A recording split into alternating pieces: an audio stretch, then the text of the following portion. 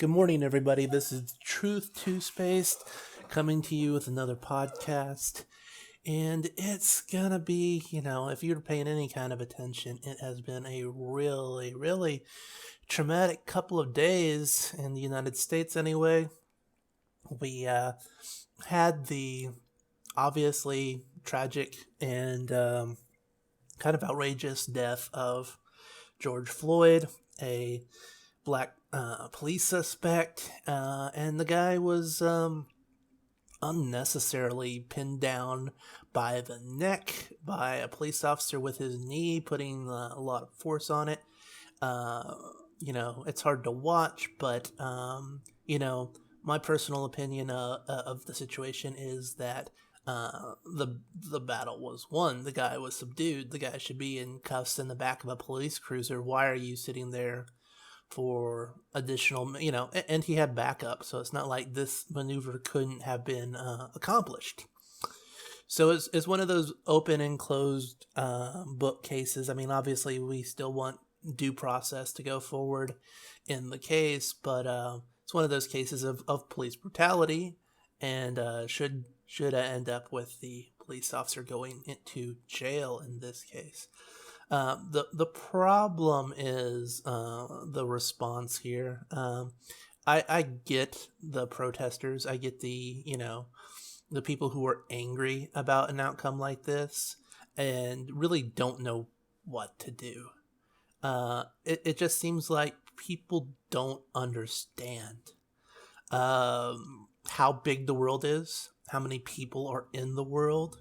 And even if most of us are trying to do our best on a day-to-day basis, and that includes white people, black people, brown people, yellow people, red people, all people, that everybody, that there are going to be some bad people out there. The number of bad people in your system is not ever going to be zero. That is an imaginary system where you have zero incidences of something like this that's going to happen. So, granted that it's impossible to have a perfect system, this response to this individual case is totally unwarranted because, we've seen completely unrelated buildings. And a lot of this, I will grant that a lot of this is separate groups of people who are agitating specifically for a completely different political reason, people like ANTIFA, that, it was kind of broken down into groups. You have the kind of generic, just largely peaceful protesters. You've got local opportunists. Local opportunists are like, hell yeah, let me use this opportunity to smash some stuff up and get some loot. And then you have political agitators, which are the ANTIFA, largely, which is now designated a terrorist organization, and we'll get into the implications of that later. But you've got this mix of the three groups of people, and obviously when you're out there on the street, they're not going to make it easy for you to pick one out from the other, and they're not completely unified. You have seen some instances of Black Lives Matters people trying to get in the way of looters, the opportunists, and the Antifa types, because they know that the looting and the destruction of property isn't going to win them any friends. That whatever ground they had hoped to gain based on increasing awareness around this police brutality incident is going to be lost due to all of the collateral damage caused to institutions that have absolutely nothing to do with the death of George Floyd. And so, and this is more than just one city, and I'm going to point it out here, largely Democrat-controlled cities. And so this really is a big strike against any kind of political narrative, any kind of systemic narrative that might be coming forward from this, because a lot of times you're talking about communities with a minority majority in terms of their demographics. You're talking about institutions that are largely populated by Democrats in terms of their elected representatives, police chiefs. A lot of times they're black or Democrat or both. A lot of times you're also looking at places where gun control is rampant, and people's ability to defend themselves has been limited. So, do you get riots in Houston? No, you don't. Because if there was a riot in Houston, there would be a rifle in every window. And people know this, and they respect property rights, and they respect the lives of other people, because they know there's going to be real punishment doled out if they break the law and disrespect the livelihoods of other people. But in these places where the Democrats have been running the show for 20, 30, 40, 50 years, or almost forever, there's no right to self-defense in those communities. And the whole, oh, well, it's just property. Nobody's going to be coming and bailing out these small business owners, these people who have put their entire lives into these shop fronts that end up getting looted, vandalized, burned for absolutely no reason. There's no legitimate connection between the two things, and nobody's going to bring them back to where they were before. And the inevitable response you get back from this is the systemic racism argument, or that, oh, there's so much poverty, and the poverty is the reason for all of this outrage, and people are being systemically kept down. And this is such a, kind of dishonest argument on its face, that if poverty causes violence, then there shouldn't be more violence caused by minorities, which when you go to the crime statistics and you look at the crime statistics, it's there. That's why the police are in these communities to begin with. That's why the cops are on edge in these communities to begin with, because they're dealing with environments where there are a lot more criminals going around, and you're just living in denial if you're in denial of the actual crime rate being higher in these minority neighborhoods. You have, if you're going to try to be scientific, you have to deal with reality, and the reality is you've got a higher crime rate in these neighborhoods, and that's going to set cops off, and it's going to give you more incidences of conflict between police and people. And so, since we're dealing with flawed human beings under stress, and you're dealing with a higher rate of situations like that, it's not going to be very long before you have one of these kind of incidents where somebody on one side or the other completely screws up what would be reasonable to do in the situation and causes an incident. Well, so that's the reality of it. And the whole poverty argument is kind of shallow for multiple reasons, because it's trying to give one single reason to absolve everyone from their individual responsibility within a vast group of people. And that's just not how things work.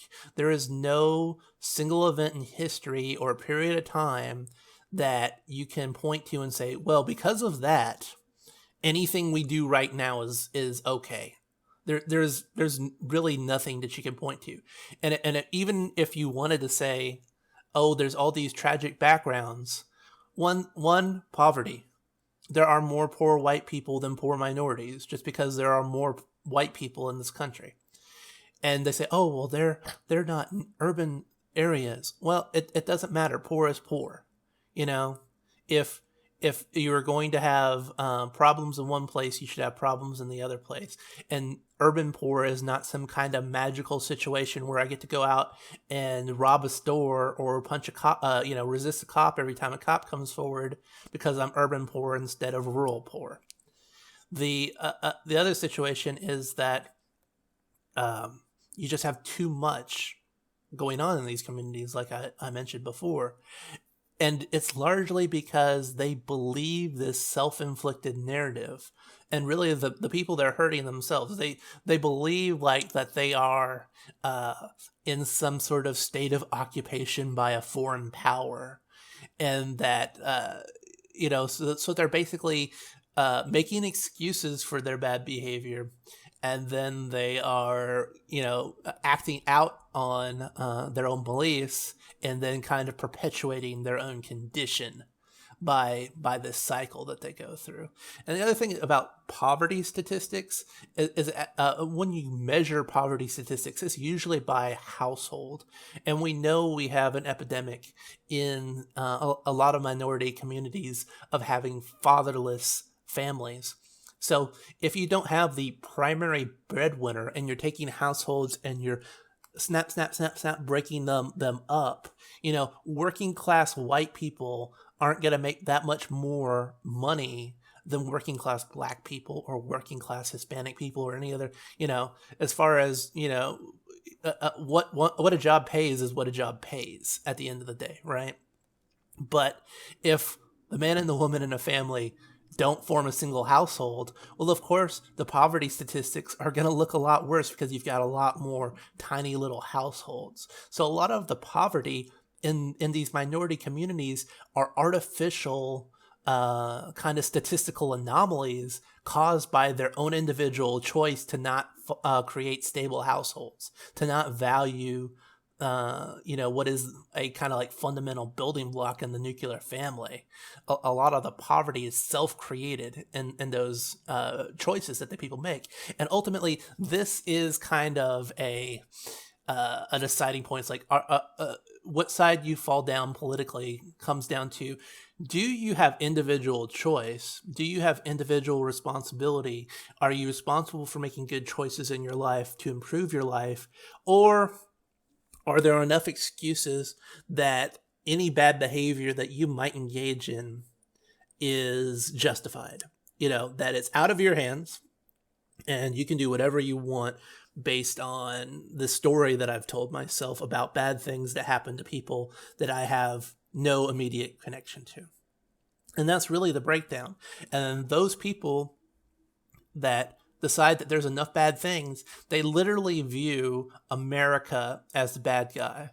And that there's nothing that America can do or say to make America the good guys. One, they have completely lack of vision of history. They don't really know what the rest of the world is like, what the rest of the world has done in relation to the United States, to try to put the United States in a reasonable category of good and bad. These aren't people that are arguing from legitimate positions. They're starting with a political position is that I don't like the system. And then they go back into history and then they cherry pick events that happened and say, well, I'll include this in my story about how bad America is, and I'll include this in my story about how bad America is, but I'm going to fail to include anything that is good about America, and I'm not going to make a fair assessment of America versus the rest of the world, which has been crazy imperialist, invading other countries, slavery in every other country in the world, going back to recorded history.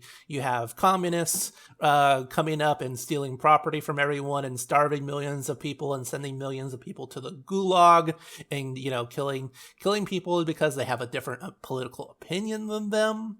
So you've got this wide swath of history, and you're saying, well, this is, you might be saying, oh, well, this is comparative, or what is it? Whataboutism. And it's like, no, this is not whataboutism. It's like, literally, you get a choice. You don't get to compare the United States against an imaginary utopia that you can think that might possibly exist in your head, that where, zero bad incidences occur because everyone is a perfect angel.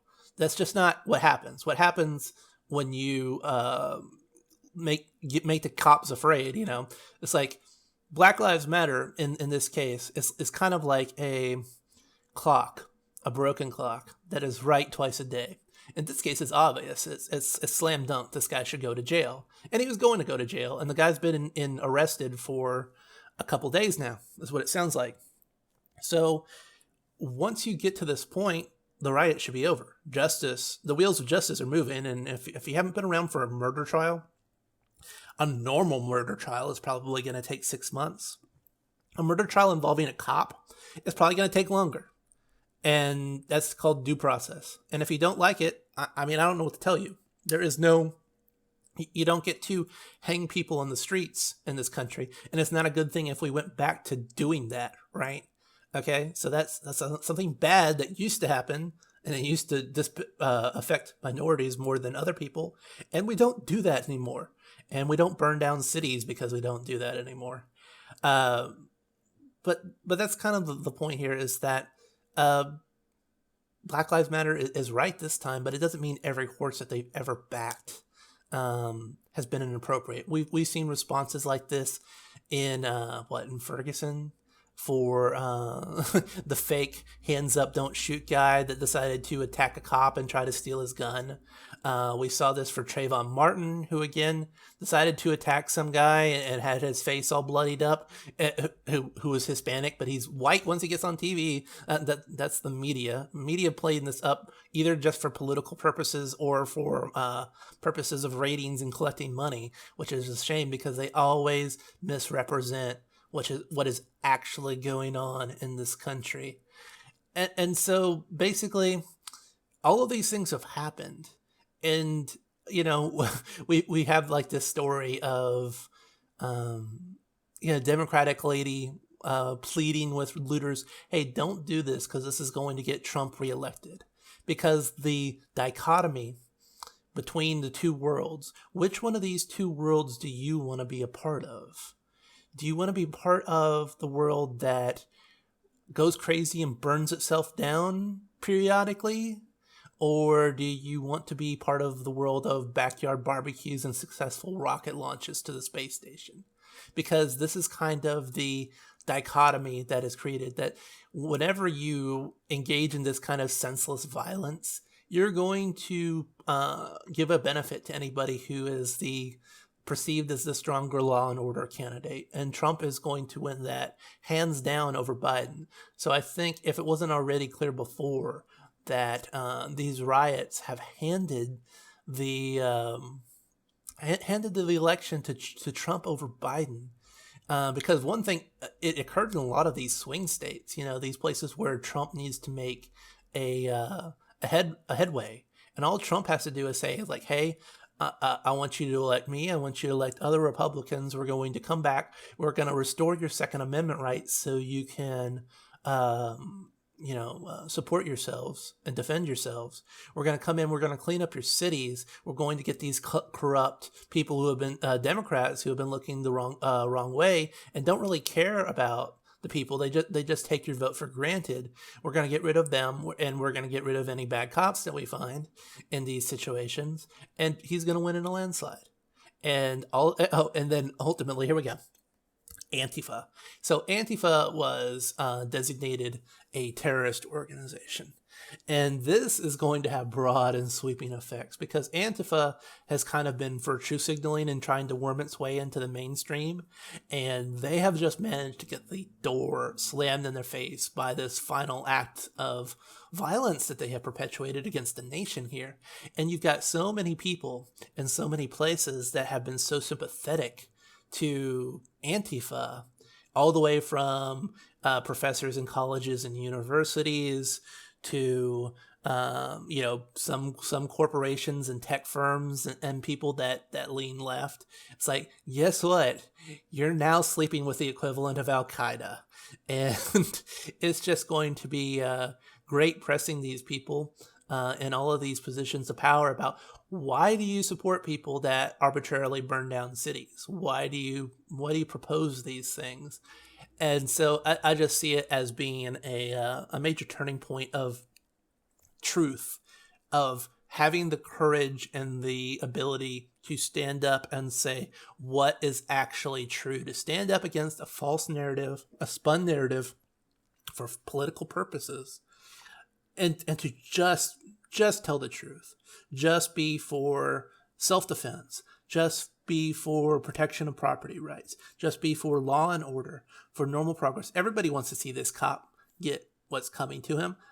The country was unified behind that. I think anybody who watched the video, it's like, what my response earlier is that even if this guy had been engaged in some kind of running gun battle, which he wasn't, he was suspected of passing off a counterfeit $20 bill, which seems like one of those crimes that's really easy to commit when you don't know, while you don't know you're actually committing it, if you receive change or something like that, that the battle was won. You know, the guy should have been cuffed and stuffed in the back of the police cruiser already. None of that stuff was necessary at all. There's no like kind of question of evidence, you know, besides an open and shut kind of thing that's going to have to happen through the court system, right? It's not like a lot of these other cases we've had in the past where, you know, we look into it more and it turns out the guy on the other side wasn't exactly an angel in the situation and decided to resist, fight, attack, whatever. We're not even being shown the struggle. We're just being shown the abuse after the end of the struggle, in my opinion. So that's all completely gone. That unity is all completely gone. And so we're left with a bunch of people who are lying to themselves and only fooling themselves. And so the only real choice is for these people to wake up. Wake up to their personal responsibility. Wake up to the real world where the vast majority of people don't want to see you held back in poverty. They also don't want to have to feed you like an infant child or like a human pet your entire life because you've believed this traumatic story about something that happened 400 years ago is going to perpetually keep you down. That's just not how the world works. There's too many examples on the other side, and there's just there is a way out. And if you don't believe there's a way out, then you create a self-fulfilling prophecy that hurts only yourself and your own communities. And we're seeing this as Democrat-controlled cities and Democrat-controlled states literally burn themselves to the ground. And you know, some of this may be coronavirus related, people blowing off steam after coronavirus, but this does kind of put them in stark contrast with the actual peaceful protests of right-wingers just a week earlier trying to get the state government to loosen the coronavirus restrictions in different places. Those were actual peaceful protests, you know, and they showed up armed. And you can kind of see the difference there.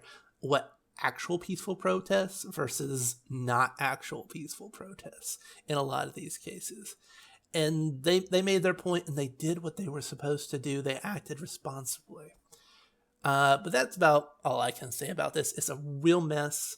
I am sad for these places. I hope they elect Republicans. I hope they get rid of their constraints on the Second Amendment so that honest, hardworking people in these places can defend themselves against political agitators looking to destroy stuff. And you have basically handed Trump the next election. Congratulations.